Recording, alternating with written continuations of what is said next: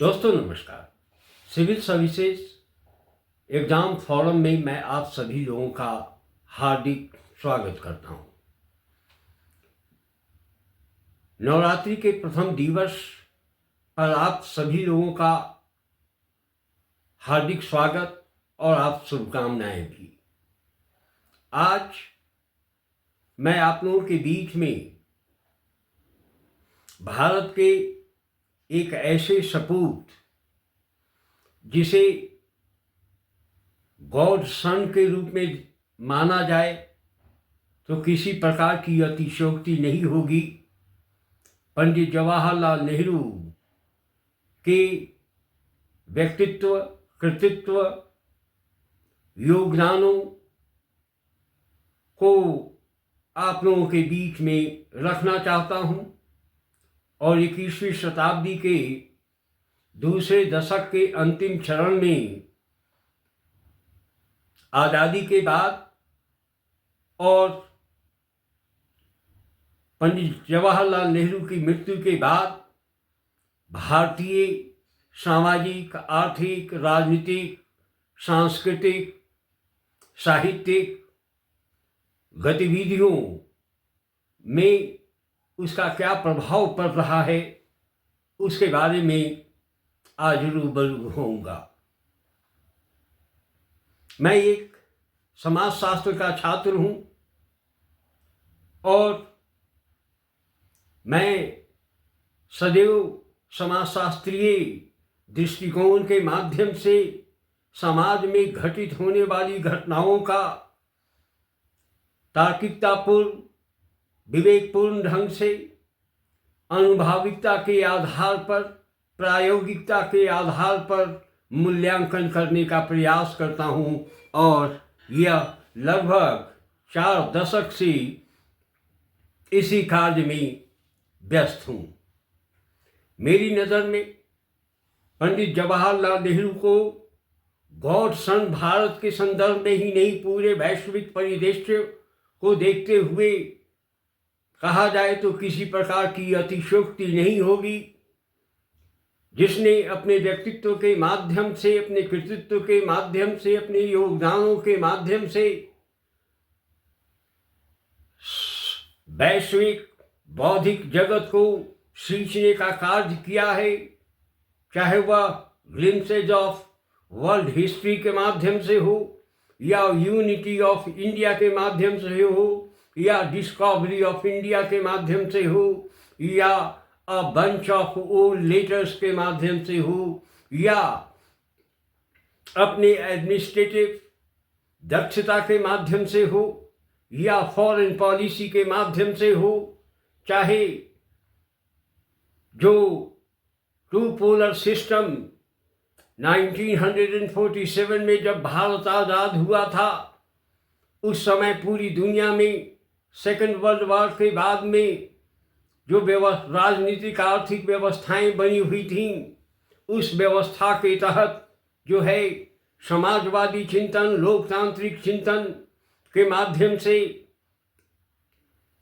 भारत को ही नहीं सींचा बल्कि पूरे वैश्विक समाज को सींचने का प्रयास किया। अपनी कृतियों के माध्यम से उन्होंने निक्सन से लेकर बर्ट्रैंड रसल से होते हुए और डी गोथे के माध्यम से पूरे वैश्विक बौद्धिक जगत को प्रकाशमान किया। अपनी कृतियों की आभा से पूरी दुनिया को रूबरू कराया। दोस्तों, आज पंडित जवाहरलाल नेहरू भारतीय परिवेश में लगभग 1.5 दशक से हमारी राजनीति की धारा के केंद्र बिंदु में आकर समागत हो गए हुए हैं और उन पर बार बार चर्चाएं हो रही हैं, परिचर्चाएं हो रही हैं। उनकी कृतियों को नए ढंग से परिभाषित करने का या उनकी कृतियों को नई ढंग से नए ढंग से उनकी समीक्षा करने का प्रयास जो किया जा रहा है, वह प्रयास भी हमारे और आपके बीच में है। चाहे वह लोकतंत्र का सबसे बड़ा मंदिर भारत में भारत की संसद हो या सड़क हो, वहां पर परिचर्चाएं हो रही हैं। मैं एक समाजशास्त्र का छात्र हूं। ऐसे में समाजशास्त्रीय ढंग से, विवेकशील ढंग से, तार्किक ढंग से, अनुभविकता के आधार पर प्रायोगिकता से जोड़ते हुए और नैतिकता की आधार बनाते हुए मैं पंडित जवाहरलाल नेहरू के कृतित्व को भारतीय समाजशास्त्र में ही नहीं बल्कि सार्वभौमिक और वैश्विक समाजशास्त्र के रूप में चिंतन करने का प्रयास कर रहा हूं।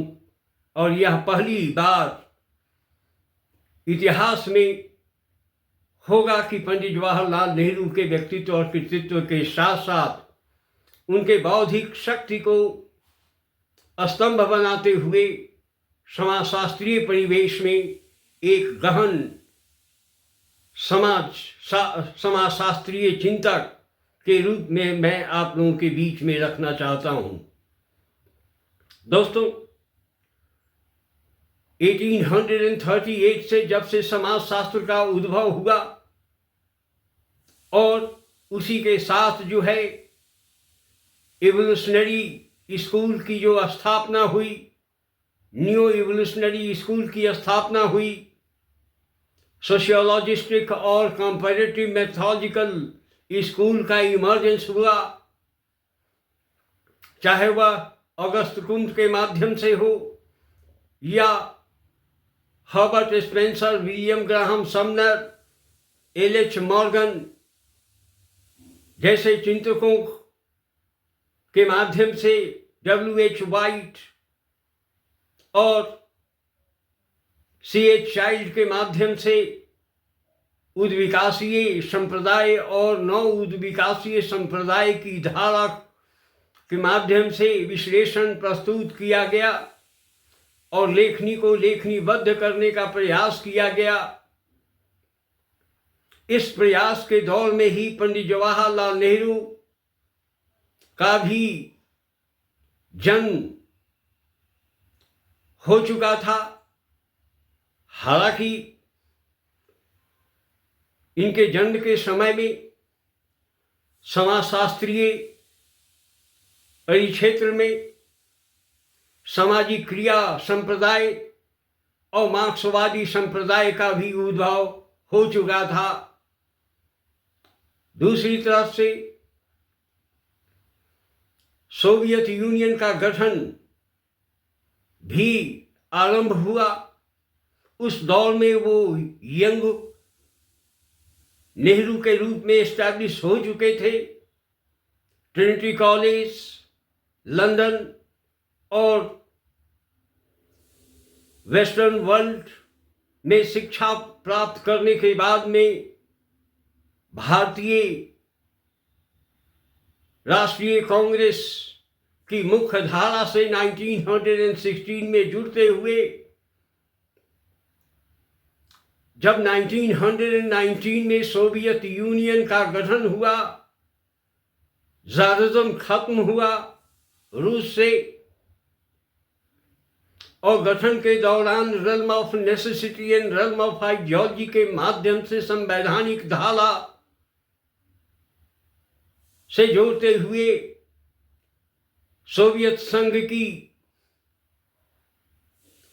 संघ का चिंतन आरंभ हुआ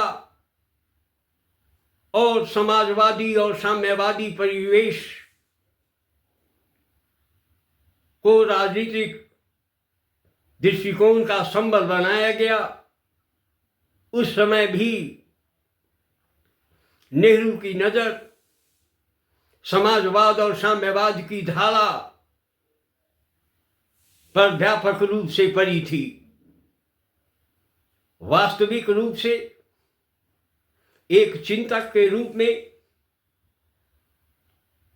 अब्राहम लिंकन के द्वारा परिभाषित लोकतंत्र की अवधारणा को अपने जीवन में आत्मसात करते हुए आगे बढ़ने का और भारतीय राजनीति को धार देने का प्रयास किया। ये साधारण घटना नहीं है। चाहे 1917 का चंपारण आंदोलन हो, महात्मा गांधी का, या 1919 का जलियांवाला मैसेकर हो, या महात्मा गांधी के द्वारा नॉन कोऑपरेशन मूवमेंट हो, इसके अलावा कई धाराओं में, राजनीतिक धाराओं में जाकर के अपनी सहभागिता निभाई, उसमें शिरकत किया। लेकिन ये सभी जानते हैं, इतिहास के पन्नों में उकड़ा हुआ है। राजनीति में राजनीतिक चिंतन भी इस पर व्यापक रूप से हुए हैं। इतिहास के पन्नों में सुमित सरकार के द्वारा या प्रोफेसर बिपिन चंद्रा के द्वारा या अन्य चिंतकों के माध्यम से नेहरू के योगदानों की पूरी तरह से व्याख्या की गई है। समाजशास्त्रीय परिवेश में गांधी का विश्लेषण किया गया है और गांधी और गांधीवाद की धारा को कार्ल मार्क्स और मार्क्सवादी चिंतन से जोड़ने का भी कई जगह प्रयास देखने को मिलेंगे। लेकिन पंडित जवाहरलाल नेहरू की बौद्धिक शक्ति के संदर्भ में, उनकी साहित्यिक सोच के संदर्भ में, ग्रीक आइडियोलॉजी और ग्रीक लिटरेचर के साथ साथ मूल रूप से आप देखेंगे वहां के साहित्य और ड्रामा, पोएट्री से प्रभावित होकर के अपने चिंतन को कैसे सींचा। राजनीतिक कार्यकर्ता के रूप में अपने जीवन काल में स्वतंत्रता संग्राम आंदोलन के दौर में 10 वर्षों तक इम्प्रिजन्ड होने के बाद के दौर में उन्होंने अपनी लेखनी के माध्यम से केवल कारावासी या कारावास की जिंदगी के संदर्भ में विश्लेषण प्रस्तुत नहीं किया है, बल्कि पूरे वैश्विक समाज, साहित्य, ज्ञान, विज्ञान की धारा को सींचने का प्रयास किया है। अर्थात पंडित जवाहरलाल नेहरू उस दौर के समाजशास्त्री के रूप में स्थापित हैं, या मैं स्थापित करना अपने आप को गौरवान्वित महसूस करता हूं कि जब फर्स्ट वर्ल्ड वॉर के बाद में क्या उसी दौर में सोवियत संघ का गठन हुआ और लेनिन के द्वारा 1 step forward and 2 steps backward नामक पुस्तक का लेखन किया गया। उसी दौर में डेविड लेन के द्वारा सोशल स्ट्रैटिफिकेशन इन सोवियत यूनियन का भी लेखन हुआ इन दोनों कृतियों के माध्यम से समाजवाद और साम्यवादी धारा को काल्पनिक मार्क्सवादी चिंतन को धरातल पर लाने का प्रयास किया गया और सफल प्रयास किया गया। उसके बाद में एक नई सोच पूरी दुनिया में विकसित हुई। इसी दौर में 1929 में यूरोप में डिप्रेशन आया, इकोनॉमिक डिप्रेशन, रिसेशन आया, जिसे पहला रिसेशन के रूप में मानते हैं, जिसे डार्क एरा के रूप में मानते हैं, जहां विकास की गतिविधियां पूरी तरह से अवरुद्ध हो चुकी थीं। उस पर भी नजर पंडित नेहरू की थी, जिसका विश्लेषण हम उनकी कृतियों में देखने को मिलता है। तो इतना बड़ा व्यक्तित्व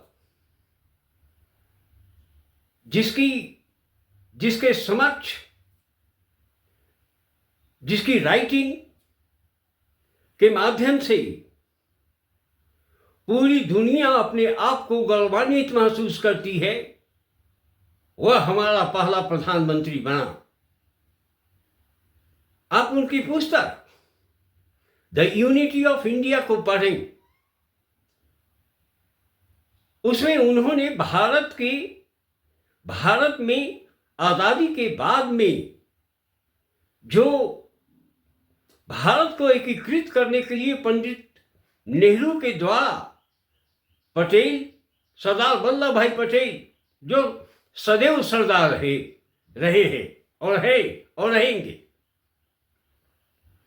वो सरदारी करने में, उनकी सरदारी में भारत ने अपनी एकता और अखंडता को बनाए रखने का जो मील का पत्थर स्थापित किया, उसे तोड़ना बहुत मुश्किल है। हालांकि 15 अगस्त 1947 को जब हमें आज़ादी मिली तो वह आज़ादी अधूरी आज़ादी थी, क्योंकि जो आज़ादी गांधी ने अपने सपनों में सजाए हुए था या पंडित नेहरू सजाए हुए थे, वह आज़ादी नहीं मिली, क्योंकि साम्राज्यवादी ताकत जिसकी पूरी दुनिया में राजनीति भारत से चलती थी, ब्रिटिश सरकार, वह नहीं चाहती थी कि किसी भी तरह से भारत एक सशक्त राष्ट्र के रूप में उभरे।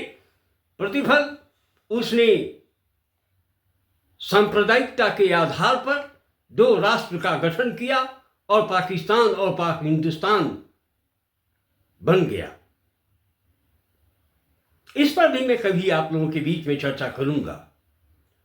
मेरी मान्यता स्पष्ट है कि पंडित जवाहरलाल नेहरू की दूरदर्शिता, राजनीतिक दूरदर्शिता, साहित्यिक दूरदर्शिता तो है ही, सांस्कृतिक दूरदर्शिता, वैदेशिक दूरदर्शिता, जिसकी धारा 1927 से देखने को मिलने लगी थी पूरी दुनिया को, इंग्लिश को भी, अंग्रेजों को भी, वह नेहरू की बौद्धिक शक्ति से घबराया हुआ था। अर्थात पंडित नेहरू एक बहुत बड़े पाठक के रूप में जाने जाते हैं। वे दुनिया की सुप्रसिद्ध पुस्तकों, नव प्रकाशित पुस्तकों को पढ़ने में विश्वास रखते थे। युवा शक्ति के द्वारा जो लिखी गई पुस्तकें थीं, उन पुस्तकों को पढ़ने की होड़ लगी होती थी। इस होड़ में भारत के प्रथम राष्ट्रपति डॉक्टर राजेंद्र प्रसाद बिहार के प्रथम मुख्यमंत्री श्री कृष्ण सिंह, उत्तर प्रदेश के प्रथम मुख्यमंत्री गोविंद बल्लभ पंत जैसे इंटेलेक्चुअल जो है एक साथ बैठ करके पूरी दुनिया में प्रकाशित हुई पुस्तकों की समीक्षा किया करते थे और उसके आधार पर भारत के लोकतंत्र और भारत के संवैधानिक धारा को परिभाषित करने का प्रयास करता था। क्योंकि यह काल मूल रूप से आप देखेंगे तो इस काल में 4 व्यक्तित्व का इमर्जेंस हुआ था हिंदुस्तान में। एक का नाम पंडित जवाहरलाल नेहरू, दूसरे का नाम महात्मा गांधी, तीसरे का नाम रविन्द्रनाथ टैगोर और चौथे का नाम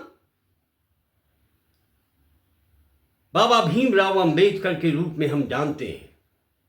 ये ऐसे धरोहर है जिनके योगदानों को हम कभी भूल नहीं सकते हैं, केवल राजनीतिक दृष्टिकोण से नहीं, उनके बौद्धिक, साहित्यिक, कला, नाट्य, अन्य शैलियों के माध्यम से, शैलियों में जो उनका योगदान है और खास करके विदेश नीति, एक कुशल प्रशासक के रूप में ये सभी हमारे और आपके बीच में सदैव रूबरू रहेंगे। इनके व्यक्तित्व को कितना भी छोटा करने का प्रयास किया जाए, यह एक ऐसा मूर्धन्य, अद्वितीय व्यक्तित्व है कि इनके कृतित्व पर किसी भी प्रकार की आंच लगाने की कोशिश करेंगे तो व्यक्ति स्वयं जल जाता है, वह शक्ति स्वयं समाप्त हो जाती है। क्योंकि कमियां किसी में कम नहीं है, कोई भी परफेक्ट नहीं है, कोई पुरुषोत्तम नहीं है। पुरुषोत्तम तो भगवान राम को माना गया है। तो मैं ये कहना चाहता हूं, खास करके पंडित जवाहरलाल नेहरू का कार्यकाल देखा जाए तो वहां पर समाजशास्त्र के परिक्षेत्र में व्यापक रूप से बदलाव आए। समाजशास्त्र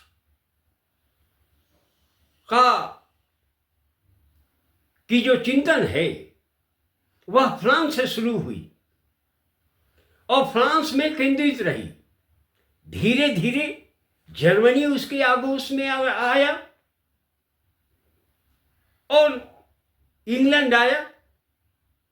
लेकिन सेकेंड वर्ल्ड वॉर के दौर में, अर्थात 1939 के दौर में, जब स्ट्रक्चरल फंक्शनलिज्म का इमर्जेंस इंग्लैंड में हुआ, अमेरिका में हुआ, जिसके पुरोधा के रूप में टार्कर पासोस को माना गया।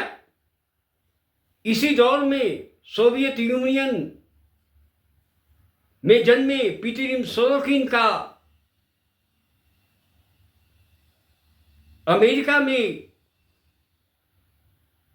अस्थायी रूप से निवास किए जाने के संदर्भ में संरचनात्मक प्रकाशवाद की धारा को काफी मजबूती मिली। वहीं पर रॉबर्ट के मर्टन का इमर्जेंस हुआ और साथ ही डब्ल्यू रॉस्टो का भी इमर्जेंस हुआ। अर्थात पूरी दुनिया की बौद्धिक शक्ति जो है, जो केंद्र पहले इंग्लैंड में हुआ करता था, फ्रांस में होता था, जर्मनी में, स्पेन में, पुर्तगाल में, वह शिफ्ट करता हुआ यूनाइटेड स्टेट्स ऑफ अमेरिका में आ गया। और उसके बाद में इन सारी धाराओं को पंडित नेहरू अपने ज्ञान चक्षु से देख रहे थे और भारत में ऐसे पैमाने को स्थापित करने का प्रयास किया जिसकी सोच जो है हमें और आपको दिखाई पड़ती है एम्स में, भाभा एटॉमिक एनर्जी सेंटर के रूप में, और दूरदर्शन, ऑल इंडिया रेडियो और डिफेंस की पूरी गतिविधियों को नियंत्रित करने का कार्य, अर्थात इतना बड़ा एडमिनिस्ट्रेटर मॉडर्न वर्ल्ड में पैदा नहीं हुआ जैसा पंडित नेहरू था। तो उनके व्यक्तित्व और कृतित्व से हमें सीख लेने की जरूरत है, हमें उस पर नाज है। पंडित नेहरू की वैदेशिक नीति जो बेलग्रेड में नाम के आधार पर टीटो, नासिर जैसे व्यक्तित्व के साथ मिलकर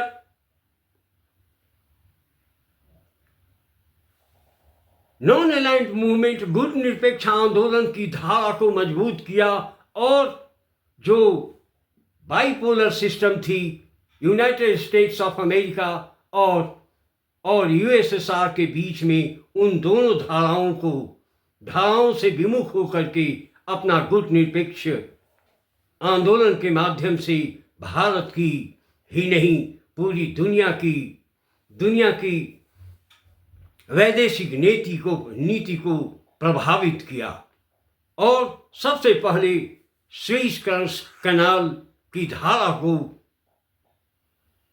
की समस्या की चुनौती को समाप्त किया और अपना अस्तित्व पूरे विश्व के वैदेशिक रंगमंच पर खड़ा कर दिया।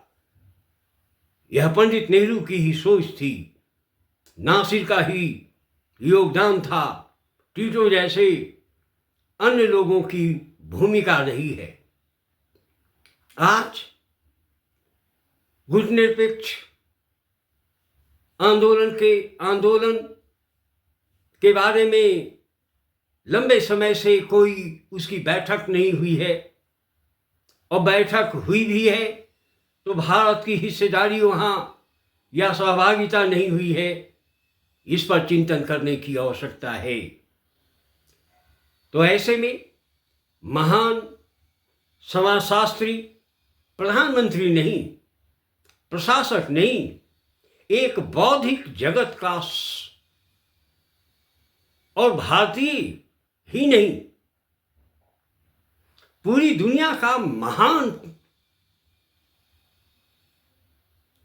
चिंतक के रूप में पंडित जवाहरलाल नेहरू को देखना आज समय की मांग है। और उसी मांग के तहत मैं आज आप लोगों के बीच में पंडित जवाहरलाल नेहरू के कृतित्व पर एक झलक दिखाने का प्रयास कर रहा हूँ। एक समाजशास्त्री होने का, पंडित नेहरू का एक समाजशास्त्री होने का जो दावा है, उसकी एक नई पृष्ठभूमि तैयार करने का प्रयास कर रहा हूँ। आशा है आप सभी लोगों को यह वीडियो अच्छा लगेगा, आप पसंद करेंगे। अगर आपको किसी भी प्रकार का कमेंट करना है तो आप कर सकते हैं, हमें उससे